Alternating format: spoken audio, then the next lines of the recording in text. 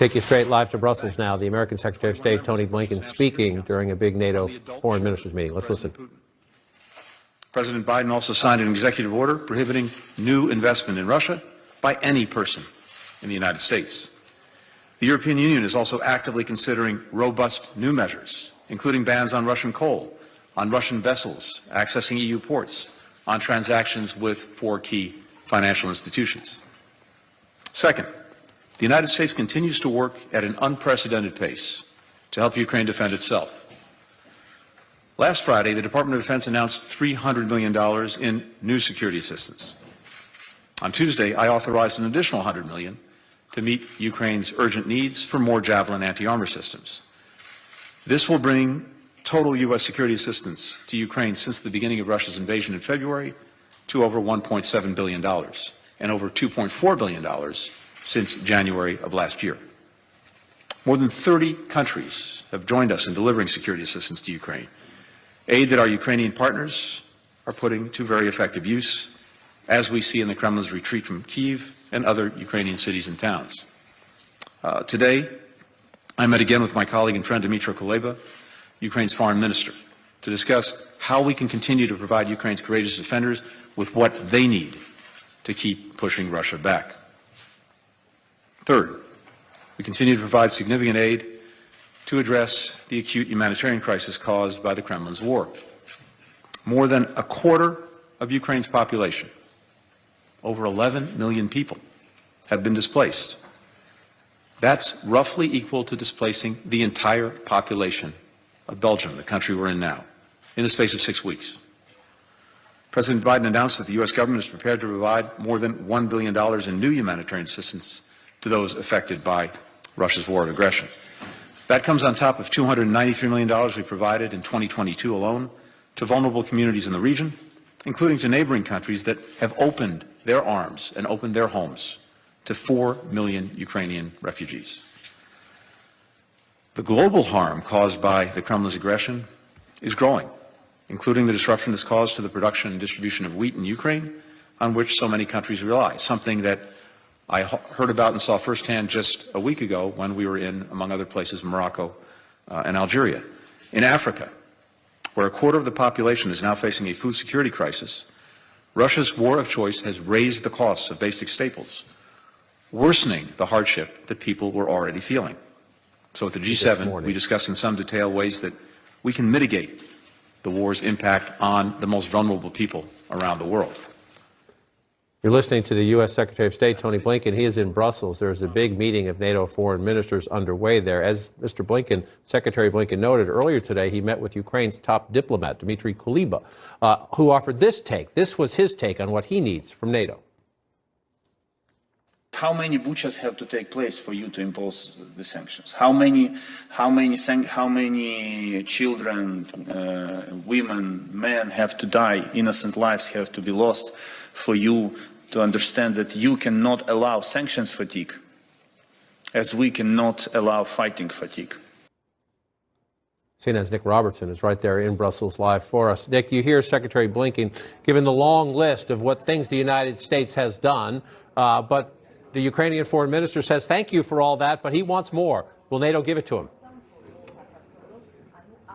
That's the big question here, John. And the reason it's a big question is because NATO Secretary General Jens Stoltenberg was asked precisely that. You know, just a couple of days ago, we were hearing that Ukraine would be supplied with tanks, with armored fighting vehicles.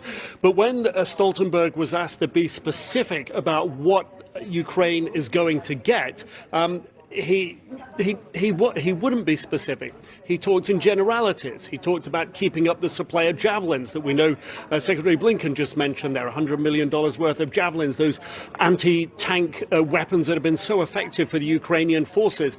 You get a sense here at NATO that they don't want to telegraph to the Russians what they're going to do because they don't want to give away any tactical advantage to the Russians. They also don't want to escalate tensions between Russia and NATO, so better to keep Russia in the dark about what's being supplied.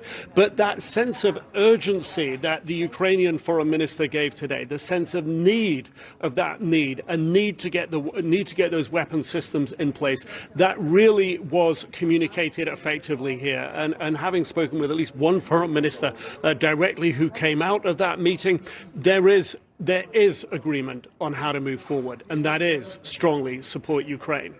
Nick Robertson, live for us in Brussels. Nick, appreciate your staying on top of the situation there. And just moments ago, another effort to isolate Russia on the world stage. The United Nations General Assembly just voted to suspend Russia from its Human Rights Council. Let's get straight to our CNN White House and National Security reporter, Natasha Bertrand. Natasha, walk us through this one. Yeah, John, so this is largely a symbolic move, but they did get the votes necessary to suspend Russia from the council. It was 93 in favor, 24 against, including, unsurprisingly, China and Belarus, and 58 abstentions. Now, the UN Human Rights Council does not have any real legal authorities. It is mostly just a symbolic body, although they have opened their own probe into Russian war crimes. However, clearly, the members felt like it was a necessary move here, given the fact that so many organizations and countries are now investigating whether Russia has committed war crimes in Ukraine. A number of countries, including the United States, have come out and said directly and openly that they do believe that Russia has committed war crimes. So obviously after Bucha, after the massacre that we saw there, this has become even more urgent for the global community, John. Natasha Bertrand, grateful for the update out of the United Nations. Let's get some important insights now from Ian Bremmer. He's the president and the founder of the Eurasia Group. He's also the author of the forthcoming book, The Power of Crisis. Mr. Bremmer, grateful for your time today. The power of this crisis, if you will, is that NATO is making Vladimir Putin a pariah. After 20 years of saying maybe we can do business, we'll invite him to the G8, maybe he'll turn our way, NATO has clearly made a decision that was a bad bet. And we're going to now rewrite the security infrastructure in Europe. The question, though, in the short term is, what about Ukraine? You just heard from Ukraine's foreign minister. He says he needs weapons, weapons, weapons. President Zelensky today put it this way. Today, Western countries have adopted new sanctions against the Russian Federation, blocking new investments into Russia and restrictions on systemic banks in Russia, adding sanctions and other restrictions. This package looks effective, but it is not enough. Not enough, President Zelensky says. Let's take this from two directions. Let's start with the military assistance first. Then I want to get to sanctions and the like. But from a military standpoint, you just heard Nick Robertson saying the NATO Secretary General is reluctant to talk publicly about how many tanks, whether the S-300 anti-aircraft systems are going in, because you don't want to tell Putin what's coming across the border. But are you convinced that military aid is now flowing in a robust and real way? I think it is robust, and I also think it's escalated every week in the 6 weeks of this war. You'll remember at the beginning that the Germans weren't willing to provide any offensive equipment at all. Now they're saying they're going to provide tanks. They're going to facilitate that. The French president 2 weeks ago opposed tanks because he actually said that would make NATO into belligerents in the fight. Since the approval and the Czech Republic sending tanks over, we haven't heard a thing from French President Macron on this issue. And of course, because he's watching war crimes being committed on the ground outside of Kiev. So certainly you've gone from smaller numbers of countries to larger number of countries, larger amounts of equipment. The Americans, too, you're moving to drones that have offensive capabilities. You're supporting tanks. The only thing that you haven't seen NATO be willing to do so far is provide actual Air Force. And part of the reason for that, there's been a debate inside the Biden administration as to whether or not the Ukrainians are capable of flying them and whether they'd be able to get them off the ground and land them when the Russians actually have air dominance. You clearly don't want to send weapons that can't be used by the Ukrainians. And you heard President Zelensky, and you have tracked this constant escalation of sanctions against Putin. But I also saw something you wrote that I found quite interesting, in the sense that in a demented way, unless the West goes all the way and stops buying Russian natural gas, stops buying Russian oil, in an odd way having a partial restriction, and then the uncertainty in the energy markets about Russian products, in an odd way actually helps Putin? Well, I mean, he's obviously making a lot of money off of exceptionally high energy prices right now. And if you're talking up the potential of cutting them off, but you're not cutting them off, I mean, we're talking about potential surplus from all these energy sales. I've seen the IIF and Goldman Sachs talking about maybe 15% of GDP in surplus this year if the Russians are able to continue to sell. Now, at some point, This is untenable for the Europeans to continue to buy coal and oil and gas to fund the Russian war effort. And there's a lot of pressure. We've already seen Lithuania in the last few days, Estonia in the last 24 hours, small countries that have mostly gotten away from Russian gas, saying that they're completely cutting it off. A lot of pressure happening right now on all of the governments in Europe, saying it's not enough to just freeze the assets of oligarchs. It's not enough to just cut off some of the banks. You've got to cut off this energy. But John, I have to say, if the Americans were getting 50% of our gas from Russia right now, I'm not sure the American politicians would be saying cutting it off. So we do have to be at least somewhat cognizant of the pressure on both sides that people like the German chancellor, the Italian prime minister are under right now. Right, enormous pressure. The Italian prime minister today, for example, saying he would go along with this if the rest of Europe did it. Saying, That's right. the world should be debating, do we want air conditioning or do we want peace, was the way he put it. I think well put. Ian Bremmer, grateful for your important insights. We'll continue the conversation. Next, we come to a big day here in Washington, a historic day up on Capitol Hill. The Senate about to confirm Judge Ketanji Brown Jackson to the Supreme Court. History next hour on Capitol Hill. The Senate vote will cement an important first. Judge Ketanji Brown Jackson's confirmation to the Supreme Court of the United States.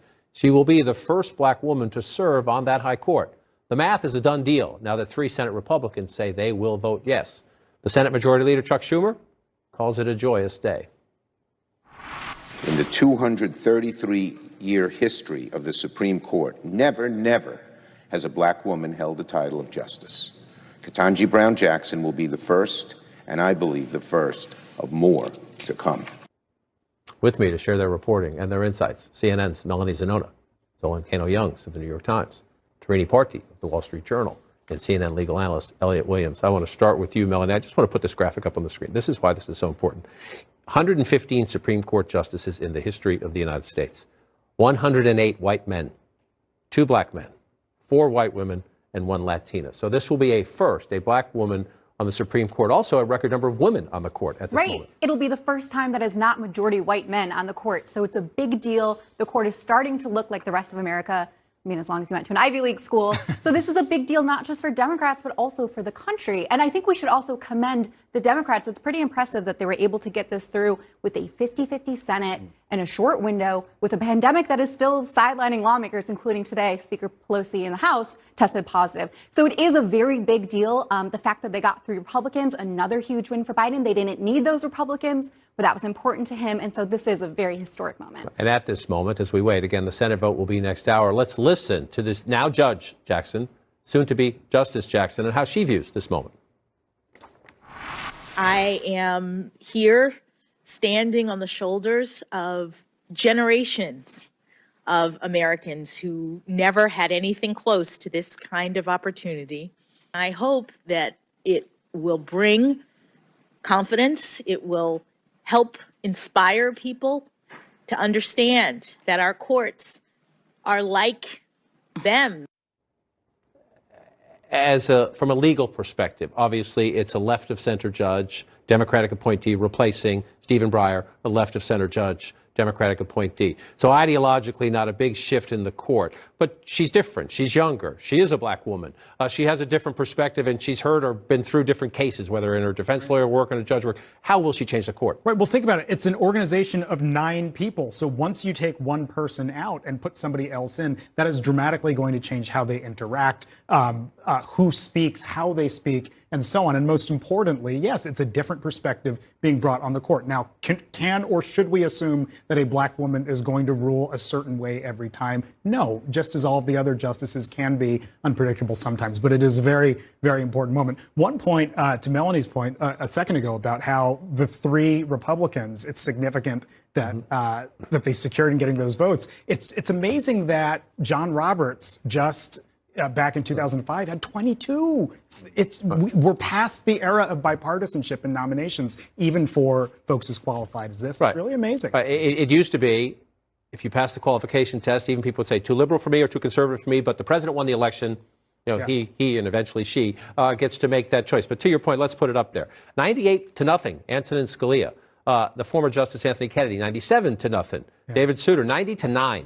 with Clarence Thomas. She had a very contentious confirmation hearing. You see it there. But the bipartisanship continued. Ruth Bader Ginsburg, it continued. But then you see the last few, especially the Trump appointees and Elena Kagan and Sotomayor before that. That's when you saw in recent years you have polarization, then the Trump steroid effect on that polarization.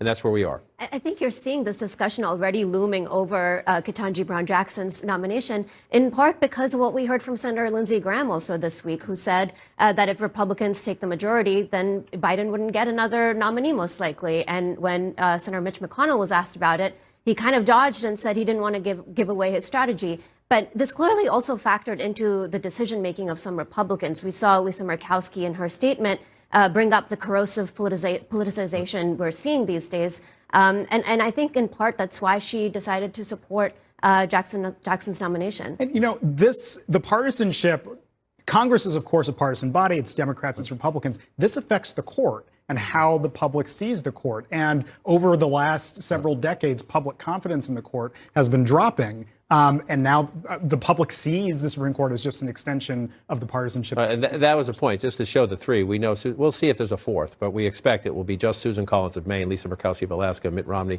of Utah. And they have made the very point Elliot is making, that, you know, if the person is qualified, you might not agree with them completely, but they're qualified. Let's not cast more doubt on the integrity of our institutions. Right. You saw some Republicans using those hearings as almost a way to amplify some of the attacks that we're probably going to see more and more in the lead up to the midterms, trying to portray Democrats as being soft on crime, even if, in particular for this judge, the record is there and sound. And, you know, just in terms of this moment as well, and kind of, I don't think you can say enough about some of the ripple effects here. My colleague Linda Q has a piece today where she actually went back to Cambridge, went and talked to the Harvard Black Law Students Association and described how the law students there, you know, are setting up screenings for the hearings. So while, you know, we're focused on the divisiveness here, you had so many people that saw themselves in Judge Jackson as well that could be inspired by this. And one moment that I really want to highlight, just in terms of this being possibly insular to the Ivy League, the story also talks about how custodians and other kind of workers around the Harvard campus also came in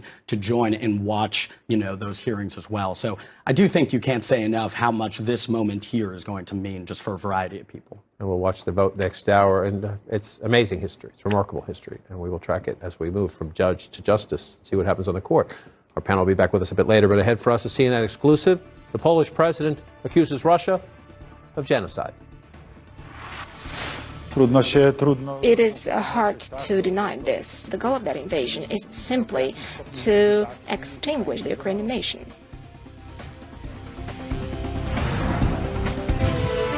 A jarring warning from Ukraine's top diplomat, who tells NATO leaders, quote, the battle for Donbass, that's in eastern Ukraine, quote, will remind you of the Second World War. With me to share his insights and expertise is retired Brigadier General Steve Anderson. General Anderson, grateful for your time. So we're talking about over here. We've seen the Donbass is here, but we've seen this fight throughout eastern Ukraine. The Ukrainians are saying they expect a very heavy Russian assault on this region. It's already been under attack, and you see the red where Russia is, at least Russian troops are present, if not in control. When you hear General Milley says we're sending in anti-tank weapons, Secretary Austin, says we're sharing intelligence with the Ukrainians. When you hear like World War II, what are we talking about here? Well, John, what we need to do is flood the zone, just like General Milley's saying. We have absolutely got to prepare for an extended battle down there. We've got kind of a strategic pause right now. The Ukrainians have won a stunning victory in Kyiv. It's going to take them at least a month to regroup. I mean, those troops up there are decimated. Those battalion tactical groups, 40 of the 130 they started with, are combat ineffective. So I want to remind everybody, and Americans, though, that we spent $9 billion a month in the war in Iraq 15 years ago, $300 million a day. Now, we spent $2.4 billion thus far in Ukraine. That's 8 days of combat in Iraq. We need to flood the zone. We need to push the attack and get equipment into the Ukrainians so they can fight the Russians where they are. So I want you to help me with your understanding. Is in Kyiv, the Ukrainians were very effective, as you notice, as repelling Russian troops. They were trying to take land. Here, the Russians have a foothold. They annexed Crimea back in 2014. They have in these separatist regions, there are already Russian, pro-Russia forces and Russian troops in there. They've taken some of these other areas that you see in red. What offensive weapons does Ukraine need to kick Russians out, as opposed to keeping them from taking? You're trying to push them out now. And I know one of the weapons, I'm just going to play this video. This is one of the drones. The United States is sending in these Switchblade drones. they take out, this is a radar position here. They can also, if you move over here, this is the 300 version, they're tank killers. So if the Russians mount that offensive, how important are these drones? Absolutely vital. I mean, the reason that the Ukrainians are doing as well as they are is really three reasons. The will of the Ukrainian people has never wavered. Number two, their logistics has been brilliant, contrary to the Russians. But the third thing is technology.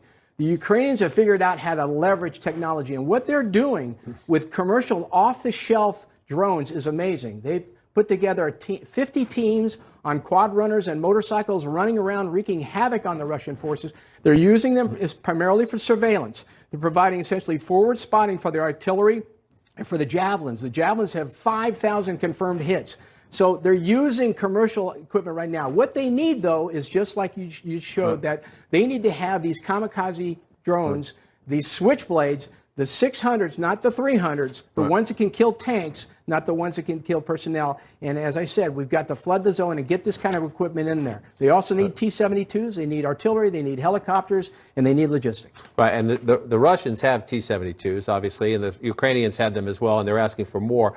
Are those Switchblade drones, can they effective if the Russians start rolling through that area with these? They are with the 600. The 600 has a 35-pound warhead. It can hover for 40 minutes. It's much more effective against tank targets and mechanized forces. So absolutely, they can use these. But they've got to get them in the hands of the Ukrainians as quickly as they possibly can. We'll watch as that plays out, General. Appreciate your insights. Appreciate your coming in to walk us through that. Poland is a case study in how Vladimir Putin's Ukraine invasion is stirring dramatic geopolitical and security changes. Poland, of course, is taking the bulk of Ukrainian refugees. It is urging more aggressive sanctions against Russia, and it is quickly moving to improve strained relations with the United States and the European Union. The Polish president, Andrzej Duda, is central to this shift. In an exclusive interview with CNN's Dana Bash, President Duda said it is clear to him that Putin wants to eliminate the Ukrainian nation, and he says NATO must rise to this challenge. Dana Bash joins us now live from Warsaw. Dana, tell us more. Well, obviously, the big difference between Ukraine and Poland is that Ukraine is not a member of the NATO alliance, and Poland is. And it was very clear that President Duda, just like other NATO allies close to Russia, are breathing a sigh of relief because he does feel confident that if Vladimir Putin decided to be aggressive against this country, that NATO would have its back, that Article 5 would be enacted. But what I wanted to talk to him about, especially after seeing those horrific images out of Bucha, is whether or not it's important or it's even time to wait for that. Is there a moment where you might not draw the line on a NATO country getting attacked and you look and say, it is our moral obligation to help militarily more than we have been? I talk to Volodymyr Zelensky quite frequently. I think most frequently from all the leaders. He is my direct neighbor. He's my colleague.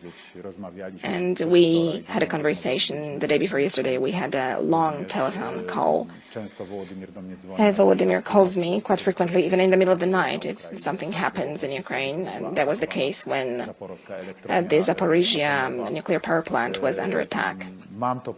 And I have this deep sense that we have to do everything to help Ukraine. Yes, this is the feeling that I have, stemming not only from the necessity to provide security to Poland.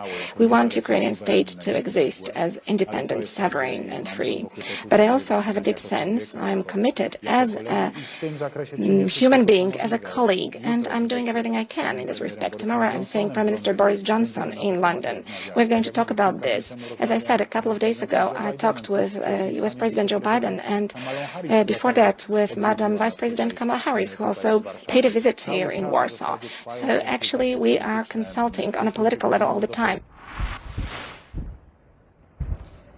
So, John, as much as President Duda told us that he understands the importance, the urgency of helping Ukraine, he also understands the perils of bringing in countries, not just Poland, but others around the region, and effectively starting World War III.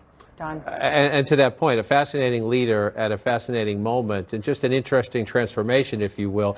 He's had tension with fellow European leaders because they viewed some of his actions as anti-democratic.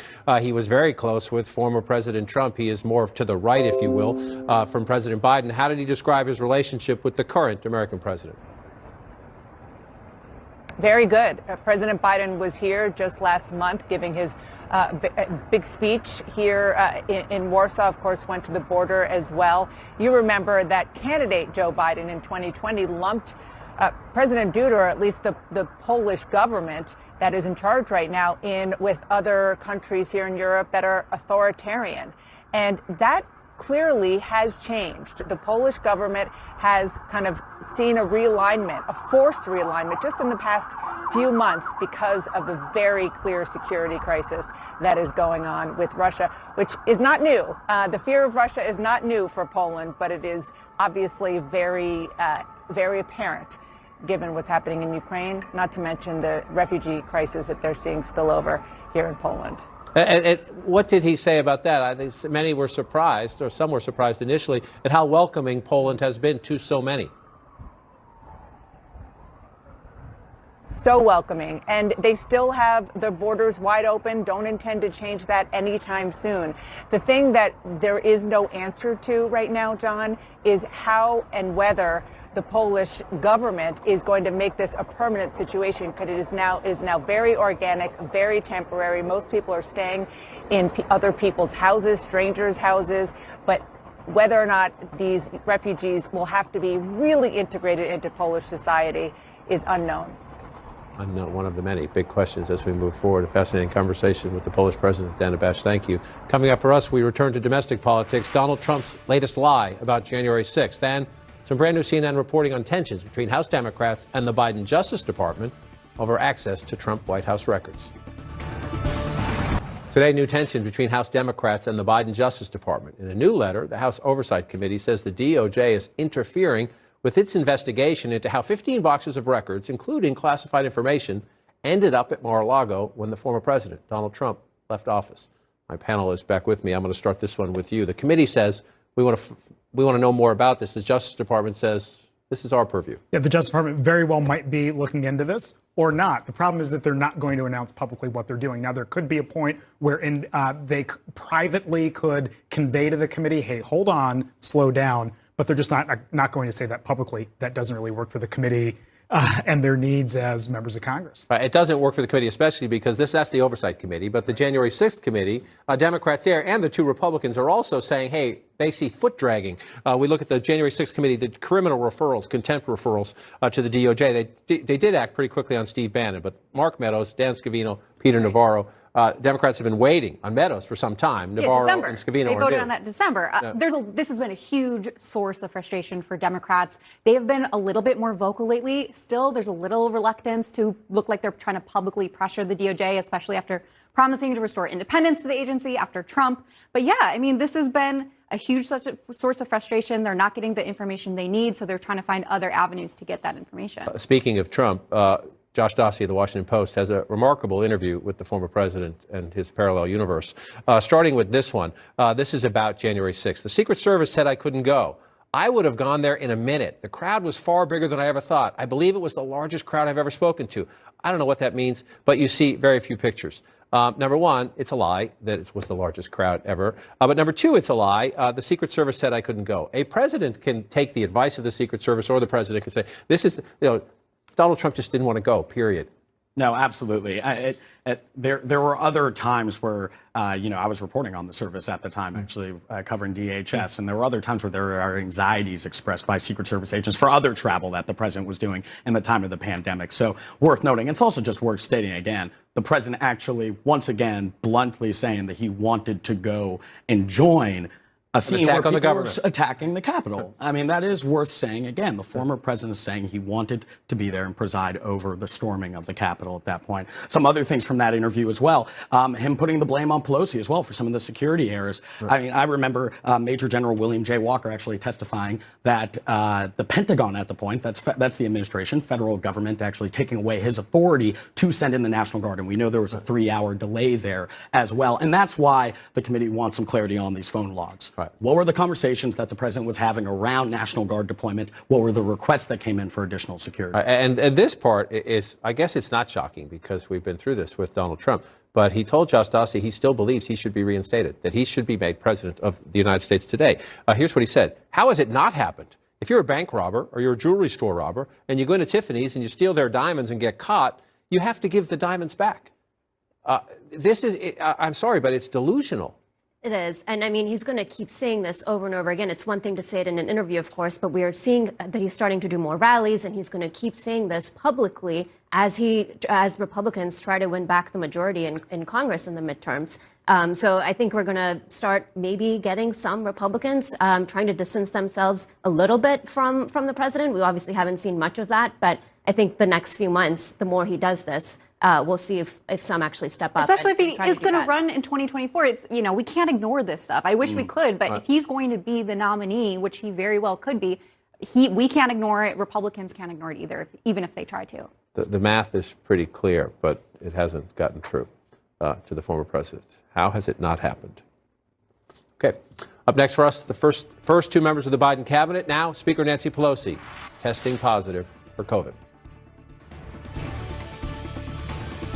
The House Speaker Nancy Pelosi announcing today she has tested positive for COVID. She is the latest person to get the virus after attending the Gridiron Club dinner here in Washington, D.C. on Saturday. You see the speaker right there next to the president yesterday at an event. Several other high-profile attendees of that dinner are also COVID positive, including two members of the Biden cabinet, the Attorney General, Merrick Garland, and the Commerce Secretary, Gina Raimondo, along with President Biden's sister, Valerie, and Vice President Harris's Communications Director, Jamal Simmons. Harris's office says she is considered a close contact with Simmons, and she will wear a mask around others for the next 10 days. The White House, though, says the president, you saw the pictures, but they say the president is not considered a close contact of Pelosi's. And they tell us the president was tested last night as part of his regular testing routine and that he was negative. The White House is taking steps to keep the president from getting infected. Those steps include mandatory testing for those who come into contact with him and social distancing during meetings when that is possible. We'll continue to watch that story. Thanks for your time today on Inside Politics. We'll see you back.